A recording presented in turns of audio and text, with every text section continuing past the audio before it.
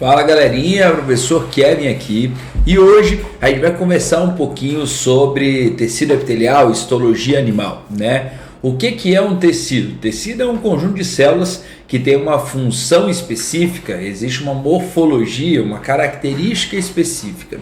Então, os tecidos animais, né, a histologia animal, ela é subdividida em 4 tipos de tecido: tecido epitelial, tecido conjuntivo, tecido muscular e tecido nervoso. E hoje a gente começa a conversar um pouquinho sobre o nosso primeiro tecido aqui, que é o tecido epitelial.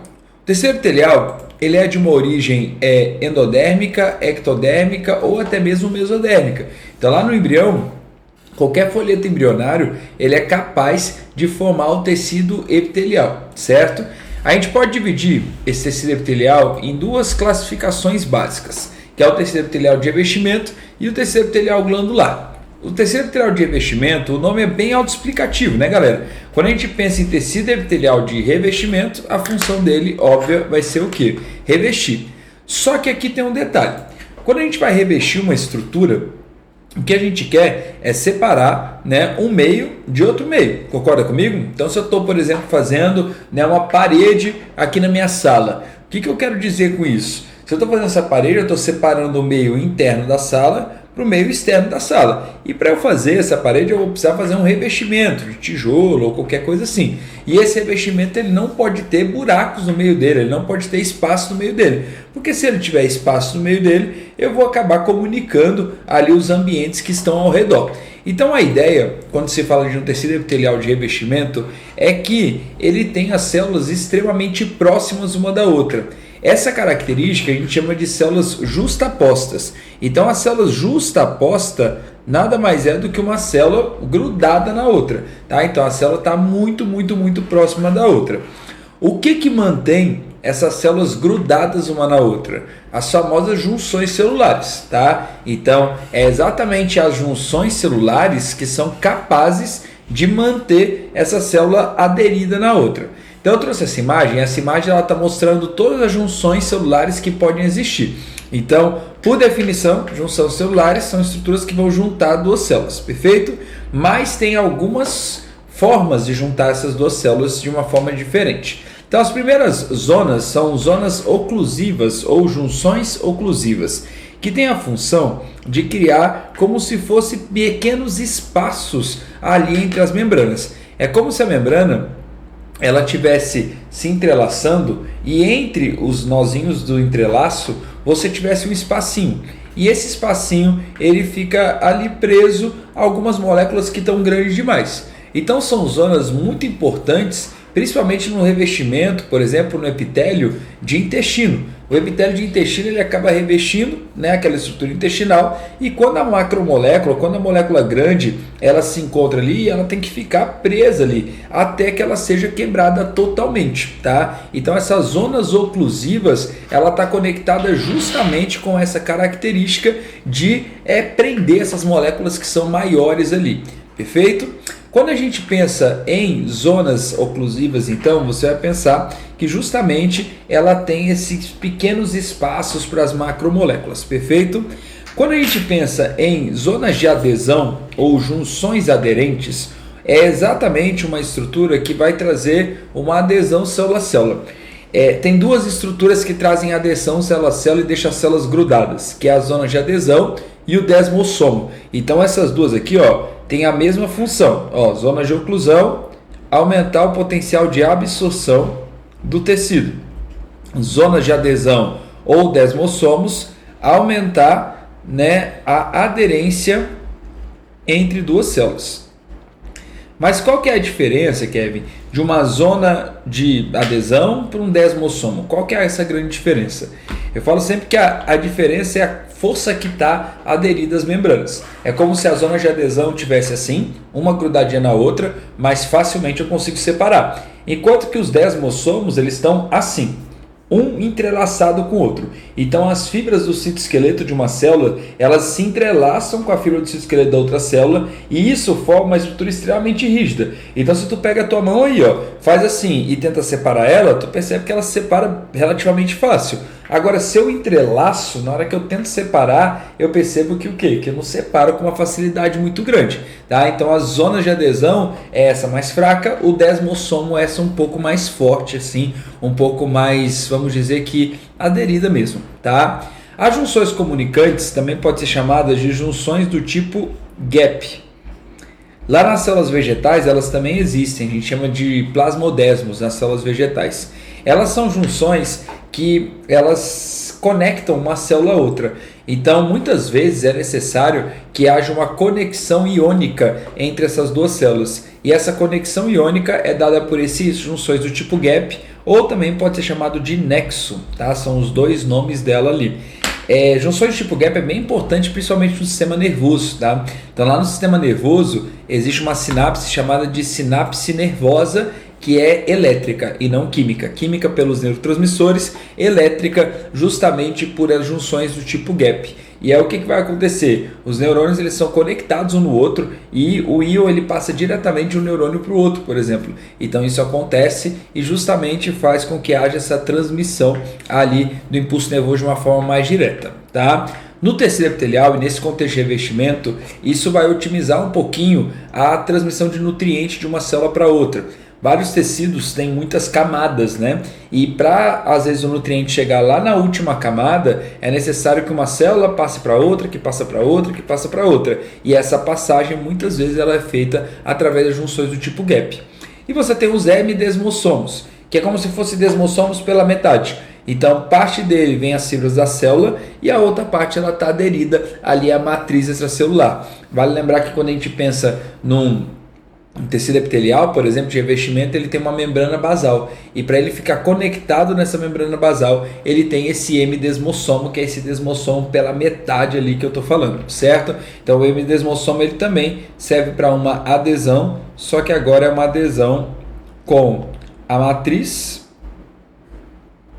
ou com a lâmina basal, tá? Então são essas duas coisas que acabam sendo motivo ali dessas zonas de adesão, né, dentro do tecido epitelial, beleza? Então tudo isso é só para te mostrar como que as células do tecido epitelial ela fica de fato daquela forma que a gente mostrou, que era a forma justaposta, beleza? Mas pelo fato dela ser justaposta, o que acontece? Você acaba tendo um tecido que não tem espaço interno. E se ele não tem espaço interno, ele não tem como ter nem matriz extracelular e nem vascularização.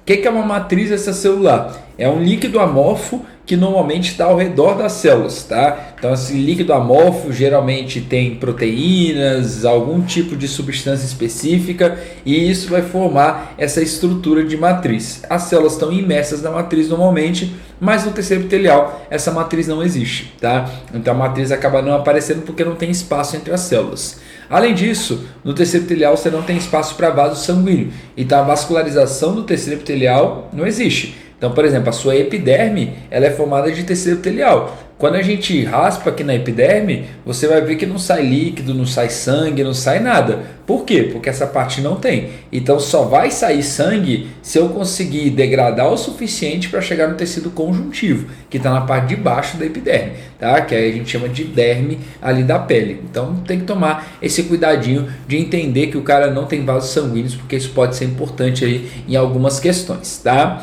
A gente classifica o tecido epitelial de acordo com a morfologia dele. Então toda vez que a gente pensa no epitélio de revestimento, a função sempre vai ser a mesma, revestir. Então a nossa classificação é de acordo de como que o cara se parece.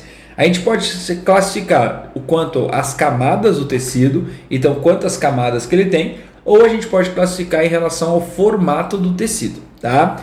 Em relação ao formato, em relação à forma do tecido, você tem 4 classificações possíveis, tá bom? Primeira classificação de formato que a gente vai ter é um formato que é pavimentoso.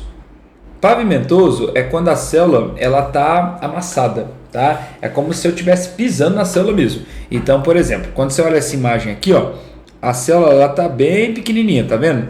Nessa imagem aqui, ela está bem pequenininha. Então, isso é um tecido pavimentoso. Muito comum em locais que tem que fazer trocas, né? Então, por exemplo, seu alvéolo pulmonar, ele precisa fazer a hematose, precisa fazer a troca de gases ali com o sangue. Então, evidentemente que o revestimento dele vai ser pavimentoso, vai ser um revestimento pequenininho, certo?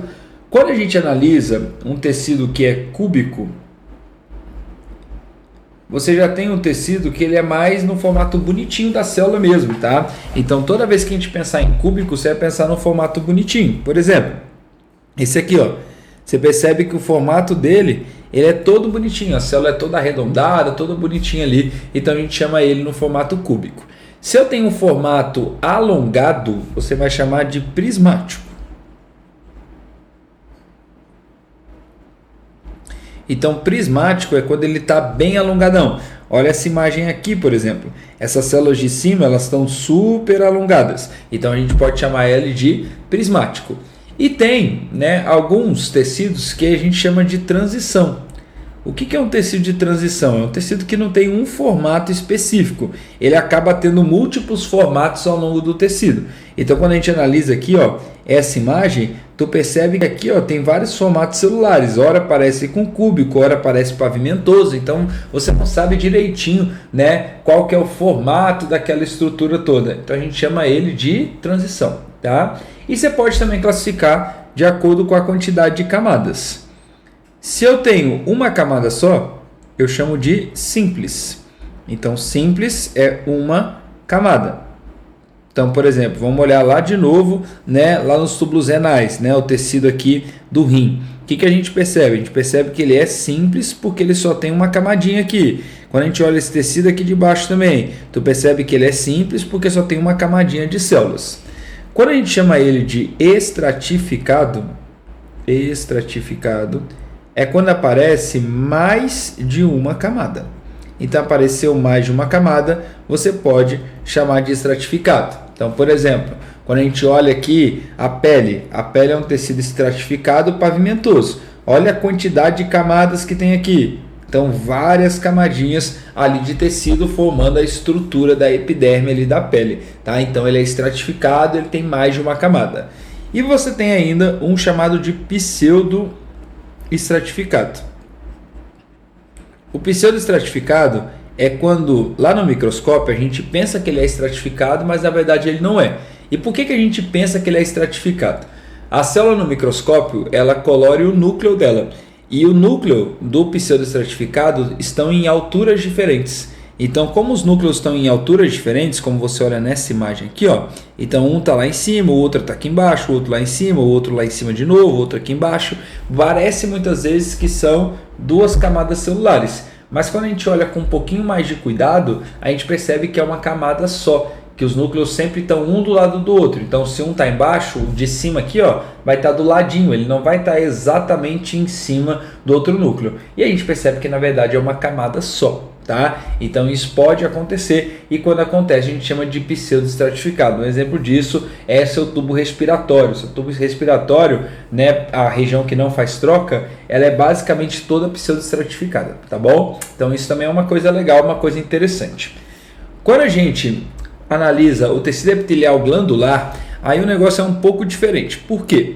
A glândula, ela é especializada em produzir uma secreção. Pô, presta atenção aqui, ó. E olha no meu olho porque isso aqui é importante. Quando você pensa em secreção, você tem que diferenciar secreção de excremento. Então, coisas diferentes. E muito mais secreção de excreção. Também são coisas diferentes, tá bom? Secreção é uma produção da célula. Então, a célula vai produzir aquilo, muito provavelmente aquilo vai ter alguma função ali no corpo. Excreção é um resíduo, tá? É um resíduo metabólico. Então pensa que você já usou o que você tinha que usar e depois que você já usou o que você tinha que usar, uma parte sobrou, uma parte foi produzida de uma forma indesejada. O que tu faz? Você vai pegar essa parte e jogar fora. O nome disso é excreção. Excrementos são as fezes, tá? É o que passou no seu tubo digestório e você foi lá e não absorveu, então você defecou aquela estrutura. Então tem que saber disso. O tecido epitelial glandular, ele produz uma secreção, tá? Então ele vai secretar substâncias. Como que a gente vai classificar as glândulas que são secretoras? A gente classifica elas em glândulas exócrinas e glândulas endócrinas. Então a gente classifica para onde vai a secreção. As glândulas que são exócrinas, a secreção ela vai para fora do sangue, tá? Então pensa que eu vou para fora dos vasos sanguíneos. Kevin, para fora dos vasos sanguíneos, pode ir para onde? Pode ir para alguma cavidade interna, por exemplo, boca é uma cavidade interna, intestino é uma cavidade interna, ou pode ir para fora do corpo, tá? Como por exemplo, glândula lacrimal, ela é para fora do corpo, né? Vai sair aqui para fora. Glândula sudorípara, por exemplo, ela vai jogar o suor para fora do corpo. Então você pode ter também para fora do corpo, mas pode ser internamente para o corpo, desde que não seja dentro do vaso sanguíneo. Tranquilo? Então, um exemplo claro disso aqui, glândula sudorípara, glândula salivar, glândula mamária, tá? Todas essas glândulas são glândulas que são exócrinas. As glândulas endócrinas, elas secretam as coisas para dentro do vaso sanguíneo. Só que quando ela secreta as coisas para dentro do vaso sanguíneo, a gente percebe que essas moléculas ela têm uma ação regulatória no corpo. Então a gente chama elas, de maneira geral, de hormônios, tá? Então toda vez que você pensar numa glândula endócrina, o que eu quero que você pense? Eu quero que você pense em hormônio.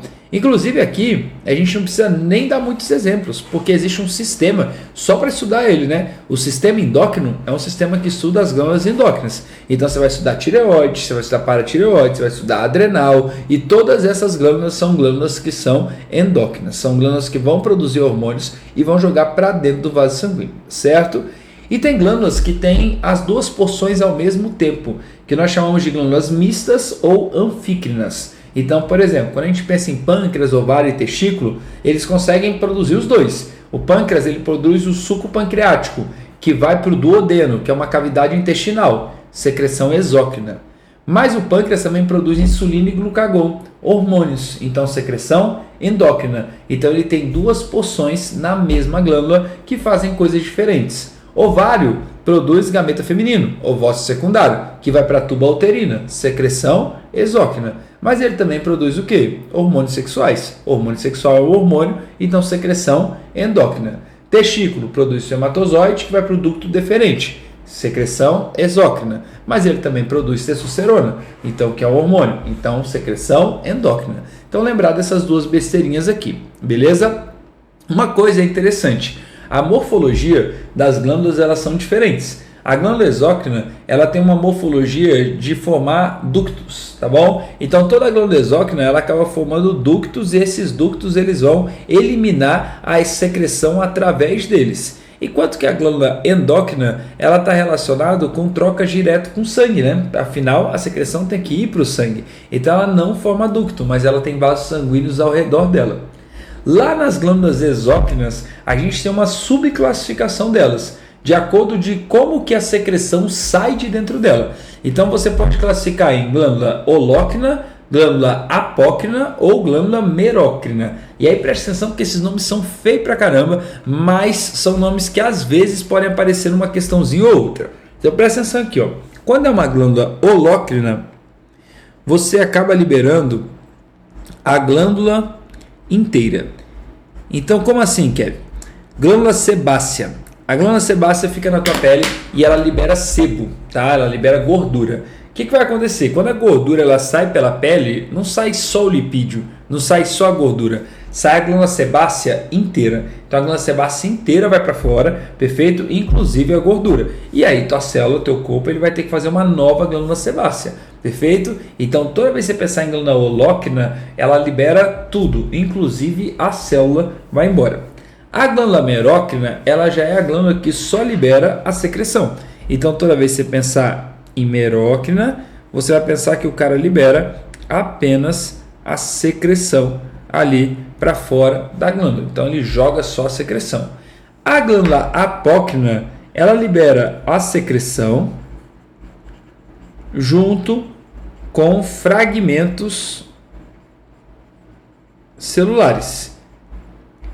Então, por exemplo, quando a gente pensa em glândula mamária, a glândula mamária libera o leite materno, que é uma secreção exócrina, mas ela também libera anticorpos da mãe, que é, né, um fragmento celular. Então você acaba, né, tendo as duas coisas sendo liberadas ao mesmo tempo ali por aquela glândula. Então são coisas diferentes, né, são formas de liberação diferentes, tá bom? Mas nada demais. Se você lembrar dessas três características aqui, né, você consegue resolver qualquer questãozinha sobre isso, legal? Aqui alguns exemplos, né, só para você ver como é que é a microscopia real ali quando se fala de histologia. Então aqui um corte de pele, por exemplo, então a pele ela tem uma camada chamada camada córnea, né, que é isso aqui, ó, que essa região aqui na pele grossa ela é bem extensa, e aqui você tem justamente o tecido epitelial da pele. Então essa parte aqui é o que a gente chama de epiderme da pele. Lembrando que pele é um órgão, e é um órgão formado por tecido conjuntivo e tecido epitelial, certo? A parte epitelial é essa parte que está mais roxona, a parte conjuntiva é a parte que está um roxinho mais claro, beleza?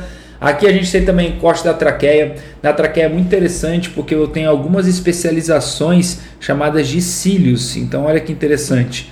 Isso aqui são os cílios traqueais, tá? Esses cílios traqueais, eles servem para filtração do ar, né? Então são eles que retêm ali as partículas que são indesejadas e que estão no ar. Então muitas vezes no ar você tem ali uma certa poluição ou patógeno e ele acaba ficando aderido ali nos cílios traqueais, beleza? Aqui um corte de bexiga, também bem interessante para você visualizar, né, como é que é a estrutura. Olha a diferença da bexiga vazia para a bexiga cheia, né? Tu percebe que o tecido ele é capaz de ficar mais contraidinho ou ficar maior. Então você tem isso também, morfologias diferentes para cada um dos tecidos, beleza? Aqui você tem um intestino delgado, que é bem interessante você ver que ele tem ondinhas, tá vendo? Quando você olha aqui, ó, você percebe que o tecido ele é ondulado. Ó, percebe que está ondulado aqui, ó. Aqui onduladinho, onduladinho, aqui também onduladinho. Isso aqui de ondulações nós vamos chamar de vilosidades. As vilosidades intestinais, elas servem para aumentar a superfície de contato, e isso aumenta muito a superfície de contato. Isso aumenta muito o potencial de absorção desse intestino, beleza? Então bem legal também de visualizar. Aqui um tecido, né, que é simples, cúbico, que é o corte do rim, para você visualizar também como é que é, certo? E aqui um corte de lábio, bem interessante para você conseguir ver glândula salivar. Então glândula salivar é uma glândula exócrina, no caso aqui ela é tubuloacinosa, que é uma glândula que tem esse formatão todo esquisitão dela ali. Então só para você também ter uma imagem de glândula exócrina aí, tá bom? Quando se fala de pele, a pele ela é um órgão e ela é formada por epiderme e derme, né? A epiderme ela faz parte do tecido epitelial, que é o que a gente viu agora. A derme ela faz parte do tecido conjuntivo, beleza? Então tem que prestar atenção nisso aqui. Se eu falar de derme, a derme faz parte do tecido conjuntivo. A epiderme faz parte do tecido epitelial. A epiderme ela tem uma camada do lado de fora chamada de camada córnea. A camada córnea ela é feita de queratina misturado com célula morta, tá?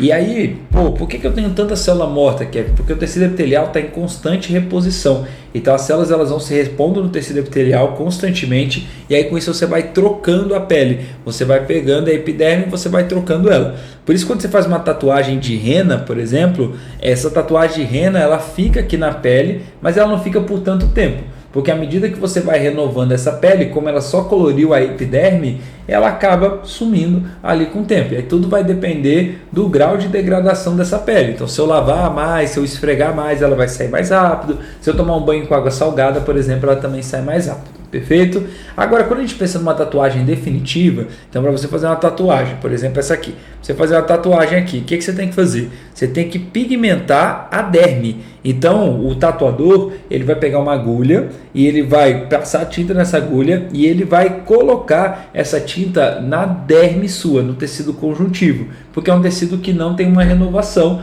muito acelerada, ele tem uma renovação que é lenta. E aí com isso, essa pele consegue ficar colorida por muito tempo. Uma tatuagem ela dura para sempre. Nem sempre ela vai durar bonita para sempre. Então é normal de quem tem tatuagem que seja necessário depois de um tempo você fazer um retoque dessa tatuagem. Só que esse retoque demora bastante. Então assim, se você, principalmente se você tem uma tatuagem pigmentada só de preto e tal, você vai perceber que ela tem uma vida útil bastante longa antes do retoque dela. E por que isso? Porque você acabou colorindo a derme. E é por isso também que sai sangue, é por isso que é um procedimento mais invasivo, porque acaba justamente atuando ali numa região mais vascularizada, certo? Os folículos pilosos, eles também ficam ali na região da epiderme, junto com a glândula sebácea. Então o folículo piloso fica do lado da glândula sebácea. É por essa razão que muitas vezes quando vai fazer testes toxicológicos para ver se existe algum tipo de droga presente na gordura do indivíduo que é subcutânea, eles arrancam um pelo. Então o que acontece? Na hora que ele pega o pelo, a glândula sebácea que está ao redor dele vem junto. Então se tiver alguma toxina dissolvida no lipídio, muito provavelmente ela vai aparecer nessa amostra que o cara pegou. Evidentemente que também na epiderme eu preciso ter algumas estruturas sensoriais, lá no sistema sensorial a gente aborda um pouco mais, tá? Mas tem estruturas sensoriais como o corpúsculo de Messier, o corpúsculo de Pacini, que vão entender justamente como é que é o tato ali do teu corpo. Então são eles que vão entender a superfície, são eles que vão de fato fazer com que o tato funcione ali ao redor da tua pele. Perfeito? Galerinha, por hoje é só, tá? Um beijo, um queijo para vocês e até a nossa próxima aula. Nossa próxima aula vai ser de tecido conjuntivo, tá bom? Então fica aí para você ver mais tecidos. Um beijo, um queijo para você e até a nossa próxima aula. Tchau, tchau.